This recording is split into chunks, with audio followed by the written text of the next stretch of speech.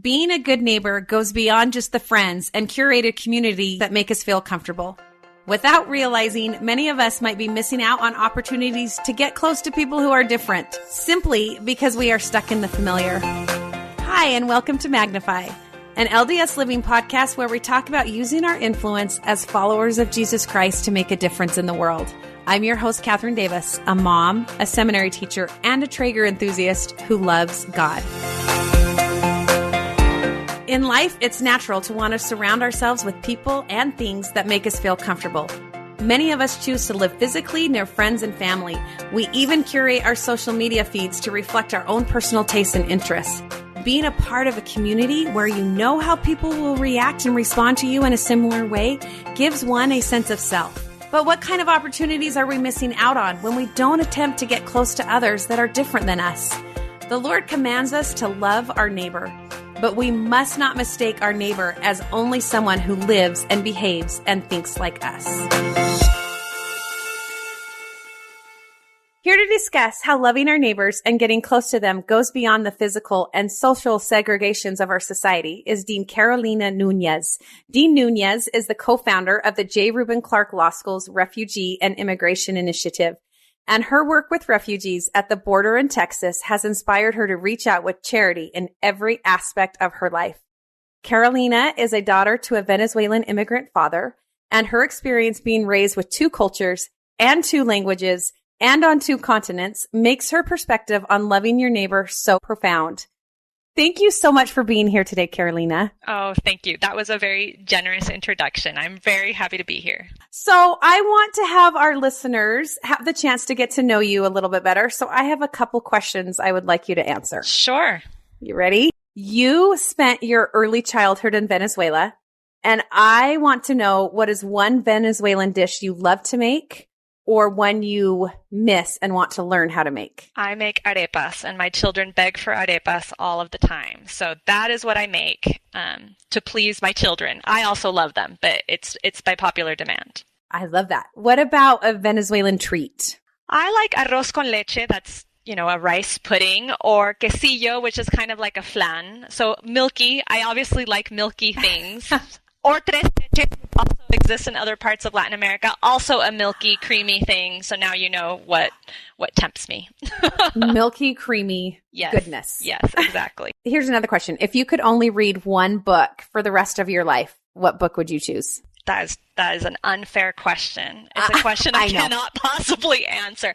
I love magic realism, which is, I don't even know how to explain magic realism, but the genre includes stories that are based in reality but include magical components. And it's Gabriel Garcia Marquez's 100 Years of Solitude, for example. I could read that genre forever, but I could not pick one book, Catherine, so don't make me do that. Okay, just the genre. That's just good. The genre, yes. Okay, another question. What is your favorite thing to do to relax? Probably hike, not too strenuous. So maybe it would be like walking, listening to a good book, or maybe just listening to the birds. That is pretty relaxing for me. I love that. Okay, and the last question that I actually want to know is, I know you went to law school. I did. At BYU. Have you always wanted to go to law school, or what was the draw? I think I always wanted to go to law school without really understanding anything about law school. So it was just sort of this abstract concept in my mind. I didn't really understand what I could do with a law degree, probably till I was just about finished with law school, to be honest. So it's kind of, there's not really a great answer to the question, but I'm really glad that I did. I'm really glad that I had that seed in my head and that I did it, even though I had no idea what I was getting into. So why do you love it now? I think understanding the law gives you the ability to help people in ways that they cannot help themselves. The law is very difficult to navigate. And so understanding the law is just, it gives you the skill that I think is so needed and so necessary. And I also just love law school for the education that it gave me. I feel like I'm able to think about things critically, problem solve, and those are skills that come in handy every day of my life. So law school has been a great, great investment for me in my life. Well, which is great because it kind of leads into what I want to talk with you about, what I've listened to you speak about, which I've learned so much. I am sure many of us know what it means to be a good neighbor. Like we drop off a meal when someone is sick. We offer to carpool the kids and we wave at them when we're walking down the street. But loving our neighbor in the way that the Savior taught us is a little deeper than that. And I want to know, what do you think it means to love our neighbor, and who is our neighbor? So a lawyer, just like me, asked that very question, right? He wanted a definition of neighbor. Who is a neighbor, right?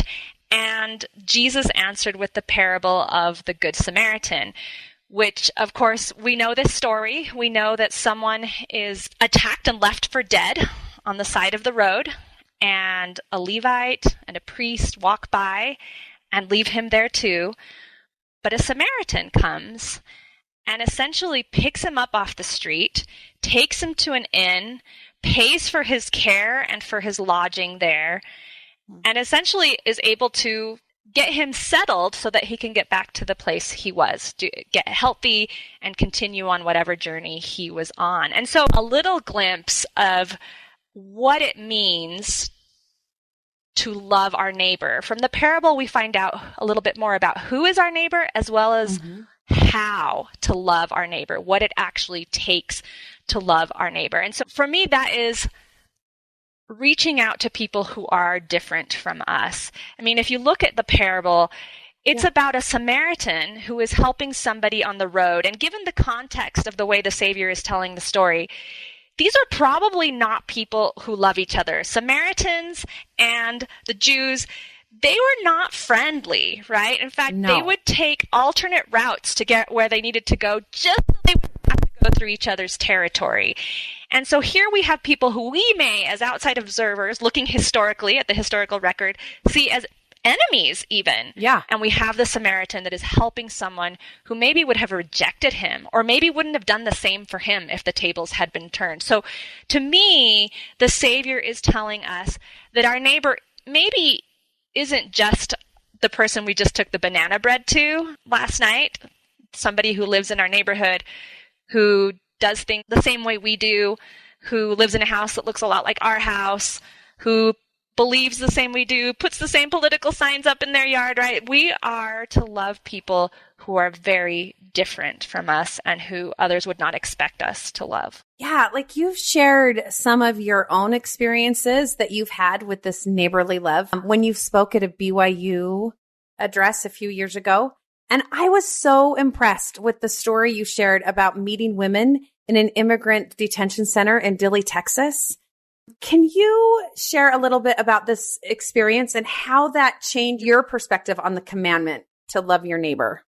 Sure. So a few years before this happened, a couple of years probably before I actually made my first trip to this detention center, I had been thinking about going to volunteer at this detention center. I thought, I have some legal skills. I think I could help. I teach immigration law here at BYU Law School, so I thought, this is something that I should be able to help with, and maybe I could even take students to help with. To be honest, it just seemed overwhelming to me. The idea of getting on a plane and going to the border and staying in some pretty uncomfortable lodging and having to hear stories of trauma, because I knew that the women and children who were being detained at this detention center were fleeing violence in their countries and were seeking asylum in the United States. So it just seemed overwhelming, and I'm super grateful to a colleague who said, let's just do this. Let's go, and let's volunteer, and let's see how it is, and then we can decide whether we want to come again, whether we want to bring our students.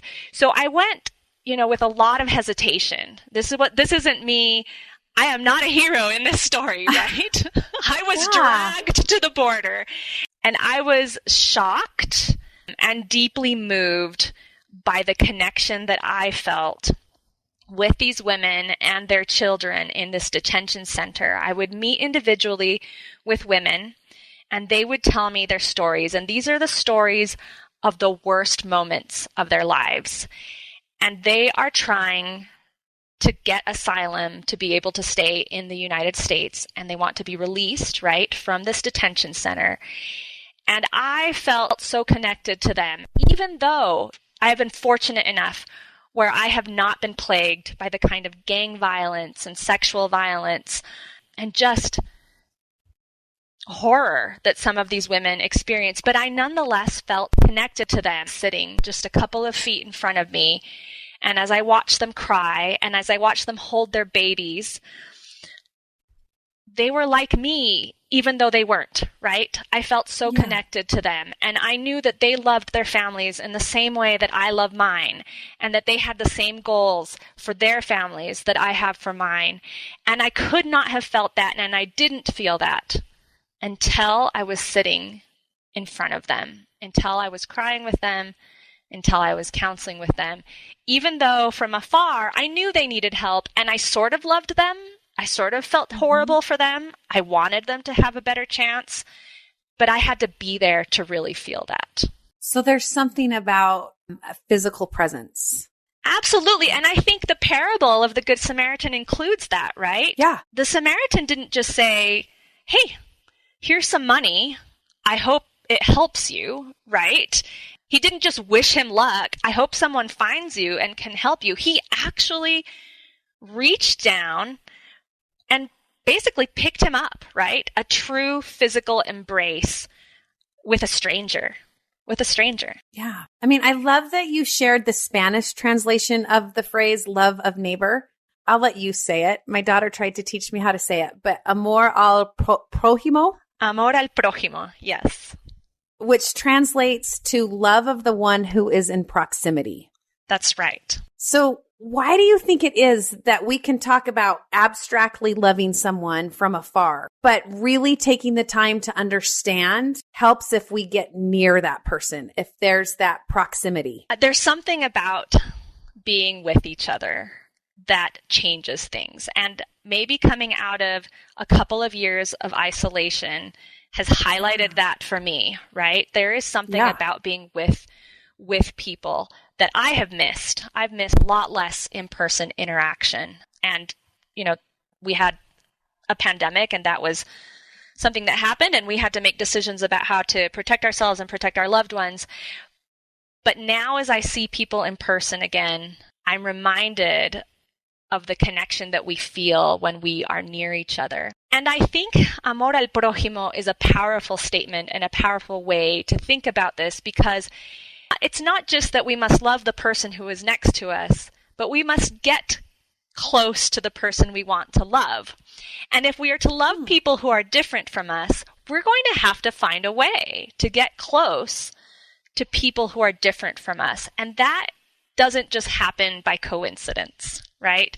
You're not likely to hang out with somebody who's pretty different from you, right? You're going to have to make an effort. You're going to have to make a decision. And so that's kind of what I like about the Spanish translation of love of neighbor, is that it suggests both that there's something about being together, and also that we're going to have to be near each other and be near people who are different from us to really love in the way that the Savior calls us to love. Well, even listening to that phrase, I think there's such power in that. And it reminded me of a story a friend told me, that she was in this walking group with some friends, and her really good friend last year, they were hiking up to Timpanogos Cave up American Fork Canyon, and she was struck by a rock and ended up passing away. But she left this legacy of, after her walk, she would walk around her neighborhood and stop in front of every house, because she felt like God could speak to her if there was somebody in that house who needed her. So there was something for her about being close to the house and the people that led for her to have inspiration. That is a great gift. If you have that gift that by being with people, you are more able to understand what they need. And I think it's absolutely true that you know people better when you spend time with them, right? And when you are physically near them. And that is such a gift that she had, that she could sense that by being near their space, right? That's beautiful. Yeah. And that to me just, it kind of is another area of that phrase, that Spanish phrase, to love of the neighbor through proximity. Absolutely. But sometimes I think it can be really hard to get to know people Like we might feel awkward or we don't have time. So how do we push through those moments where we feel awkward or we feel like we're a burden? So this has happened to me on plenty of occasions. It's happened that I felt like here's someone that I should get close to, that I should love, and then I didn't. And there are also a couple of times when I thought this is someone that I should get close to and I should love, and it did not go the way I expected. And that's just going to happen, right? And we have to accept that. During my devotional, I told the story of living in Sandy, and I was working in Salt Lake. And so every day I would go hop on tracks to get to my job in downtown Salt Lake at my law firm. And there was one particular morning where I was running out of time. So I was running from my parked car to the train that was sitting there. And while I normally would be able to look at the car that had the most open seats from the windows, I didn't have that time. So I just jumped on the train, and lo and behold, the car I'm in is completely empty. And I thought, I am the luckiest woman alive, right? I have just hopped onto this wide open train car. How did this happen? And as the train started to move, it became apparent why the car was empty. There was a man, an older man, I would describe him as crumpled up in the corner on the floor. He had very dirty clothes on, and he looked like he was at the end of his rope, right? He had seen better days. He looked a little bit sort of sleepy, and the smell in the car suggested that he hadn't bathed in a while. And I think he was just in a really, really bad state. And so people had moved off of that car for that reason. And I tried to figure out what to do. I thought, this person needs help. This person needs love. And I just didn't know what to do. I thought, well, I need to get to work on time, and I don't want to get my clothes dirty. And as I thought about it, the moment passed, the chance passed, and a few stations later, a man dressed a lot like I was, right, in clothes that would be fitting to go to a business office, a law firm, whatever. The door opened, and this man in his business clothes sort of stepped onto the train, saw the man that was just right there by the door, the man that was crumpled up on the floor, and he essentially picked him up, supported him in his arms, and took him off the train. And of course, I don't know the end of that story, but it's a beautiful beginning to a story, and I'm sad that I was too afraid to even be a part of it, right? Yeah. I feel like it is going to be uncomfortable, and it is going to be awkward sometimes. And I think we just have to accept that and be willing to do it anyway. So was there a time, maybe especially after that experience, where you had a little regret, wishing that you could have been the one? Was there a time after that where you didn't hesitate, where that lack of action taught you to not hesitate in the future? Yes, there have been stories and there have been incidents like that. But I have found that for me in my life, a lot of it, I often need a prompting from a friend, right? Someone will suggest something and I can latch onto that and create momentum for it. That's how these things have played out in my life. But there have been times when I have felt something and I have been able to act on them. I do remember a story. This kind of comes back to the pushing through awkwardness, discomfort. I remember once it was late at night and I was driving. I think I was picking up a prescription for one of my children late at night at a pharmacy. And I saw a man walking in an empty parking lot and he had bags with him. I don't know if he was maybe homeless or if he was just trying to get from somewhere to another place and just didn't have a ride. And I felt like I should do something, but I didn't know what to do. And so I pulled up next to him. He was walking and I rolled down my window and I said, "Do you need any help?" And he said to me, "Like what?" And in that moment, I didn't have a plan for this. And I said, thinking maybe he needs to make a phone call or maybe he needs a taxi. I said, "Maybe money?" Because I had some money on me. And he said, "No, I don't need any money." And I said, "Okay."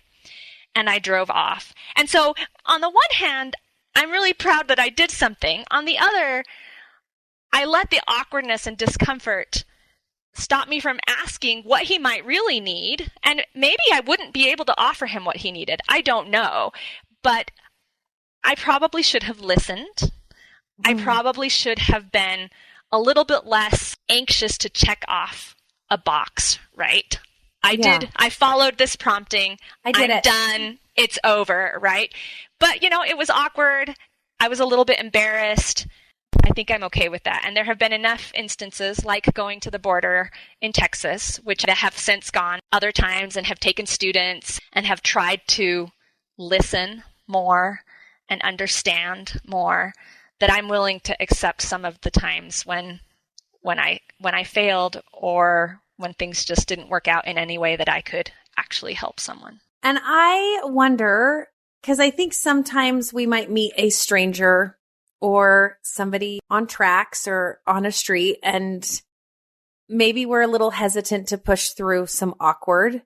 But I think often that there is somebody living next door or down the street who is very different from us. And they are vastly different in every aspect of their life. And so how do we love the people who live on our street or live in our neighborhood that are so different from us? Yes, and I think this is an interesting question because we often assume they're not different from us, right? This is the twist ending of the parable of the Good Samaritan, which is everybody is different from you. Everybody is a unique individual. And we have to reflect upon our love for each other and decide whether our love is conditional on us thinking that they are the same as we are, right? We have to be prepared to discover that this person is not like us, right? Your very next door neighbor, right? Your family members. We have to be prepared to discover and accept that someone is very different from us and love them nonetheless. So I've talked about getting close to people who are different from us and getting close. We're already close to a lot of people, right? Yeah.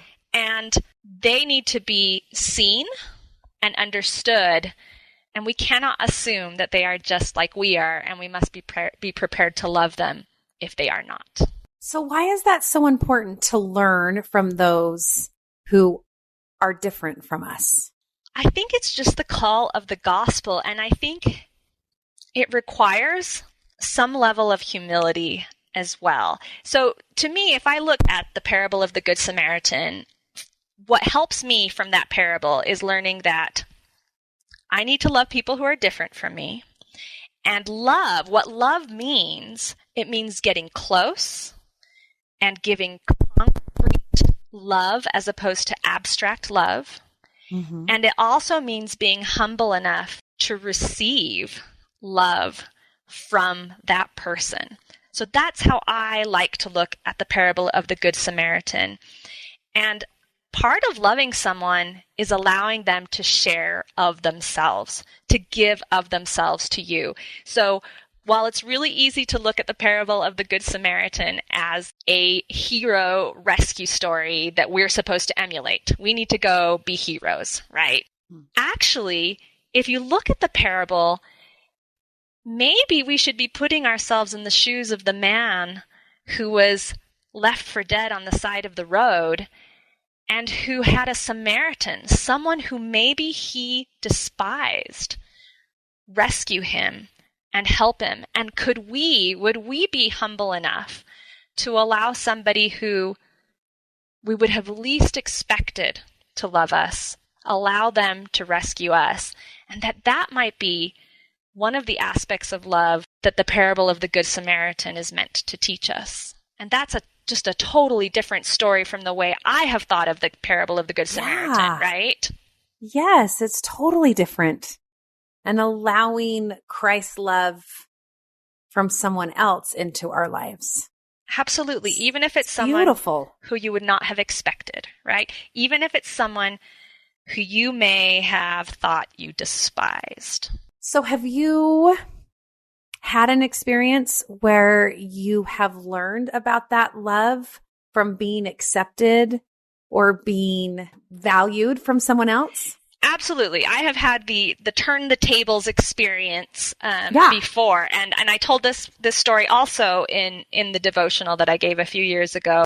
The story starts like a lot of my stories start. A friend actually said, "Hey, do you want to go visit Encircle?" Encircle offers programming and social events and just camaraderie to members of the LGBTQ community, youth in particular. And so they have a building here in Provo, and when this story occurred, it was pretty new. And a friend actually said, "Hey, we should go visit Encircle." And the way I was thinking about it was, okay, I have these legal skills, right? And I could go, I know they're brand new, and I could offer to help with there's always legal issues in starting something new, right? What do you need to register, getting set up as an entity, things like that, right? They were probably beyond that and wouldn't have needed that particular help, but just other things related to that, right? I also thought that they could use help with individuals that are parts of the community. So I'm going into this again at the prompting of a friend, because that's how my life seems to play out. Friends. I do have good friends. Really good friends. So I drive up with this mentality in mind, and my family comes with me, so my husband and my children, and we walk through the door, and immediately the tables turn, right? Immediately, it is not me who is the hero of this story, right? I am getting embraced by everyone in that building. My children are finding friends to play with. Food is offered to me, and I just felt so accepted and so welcomed with nobody asked me why I was there. They just welcomed me. And that was a really great lesson to me, that loving our neighbor isn't necessarily rescuing our neighbor. It is being able to be rescued by our neighbor and being willing to have that experience. That's such a good flip on that parable that I think sometimes we don't think about, is being rescued, that it is often through our acts of service or where we think we're going to be of service that we are really the ones who are rescued. And I think this does sometimes play out in a lot of these situations. I think when you talk to people and they engage in acts of service, they often will report, you know what, it turned out that I learned a lot more, right, from the people that I was serving. But this was just for me, such an important experience that sometimes we should get close to people, not because we think they need us, but because we need them. I love that. To look at people even through new eyes, and hopefully through God's eyes, where we can see, hey, we need them. Absolutely. We need each other. Yeah. We need all of us. So powerful. Being a good neighbor can go beyond just serving the people around us. In fact, I love this quote from Linda K. Burton. In a conference talk in 2016, she asked us to consider those throughout the world who may need our service. And she said this, let's ask ourselves, what if their story were my story?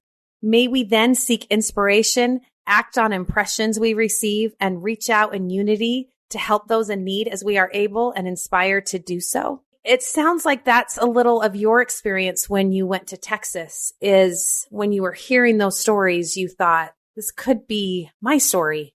Absolutely. There is no guarantee in our life, right? From the moment we're born, there is so much that is up to all sorts of factors, where we happen to be born, the people that surround us, the government that's in charge, right? There are so many things that are just not up to us.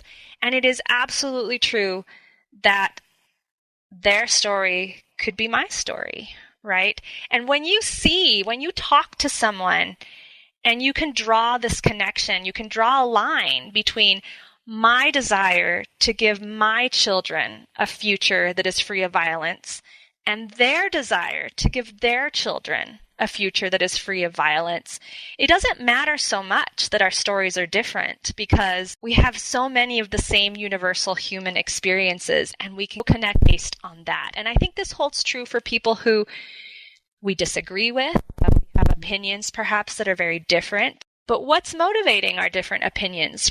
Probably very similar goals. We want things to be better for our families or better for our children. And if we can connect on those universal human experiences, we're so much better poised to love each other. So true. And it may seem like loving our neighbor is a simple commandment, right? Like there are two great commandments, love God and love people. And sometimes it seems like that is so simple, but I think reaching outside of ourselves and looking with spiritual eyes at all of God's children can take practice and can take time. But I think that both of those, as you've shared some of your experiences, loving God and loving people can bring us closer to Jesus Christ. And as we close, I just want to ask you, what have you learned about Jesus Christ through your interactions with loving your neighbor? And how has that helped you come closer to him? I think that as I allow people who are different from me to offer of themselves to me, to share with me, I get a better sense for the way in which the Savior can love all of us. I mean, we know that he loves all of us. And it sounds super abstract because it's very hard for me to imagine loving all the billions of people on this world, to truly, truly love them, right? Right. But if I am willing to get close to people who are different from me, I can get a tiny, tiny glimpse of that, right? And that can motivate me to do it more and to love more. So this is something that we have to practice. This is something that I am not good at. This is something that for me requires a friendly nudge, right? That's what I need in my life, but it makes a difference. It has transformed my life and the way that I think about my fellow brothers and sisters. And the way that you probably feel God's love in your own life. Absolutely. Absolutely. I think we all need good friends to give us a little nudge. I think so. There's such power when we can feel God's love for others. It helps us catch a glimpse of maybe how he feels about us and letting that love transform us from inside first. Yes, absolutely. So beautiful. Carolina, we like to end every episode of the podcast with one small idea or action from the conversation that we can implement throughout the week. So before we end today, what is your small and simple suggestion for how we can get close to our neighbors and to love them? One small and simple thing to remember is that it's okay to be uncomfortable. If you are willing to accept just a little bit of discomfort, a little bit of awkwardness, you might be surprised at what can come out of that. I love that it's okay to be awkward. Yep, it is.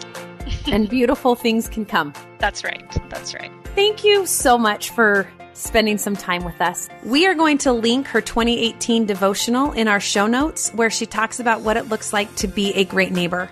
And don't forget to join us over on Instagram at Magnify Community. And of course, subscribe and listen to the Magnify podcast wherever you get your shows. Thanks for being here, and let's meet up again next week.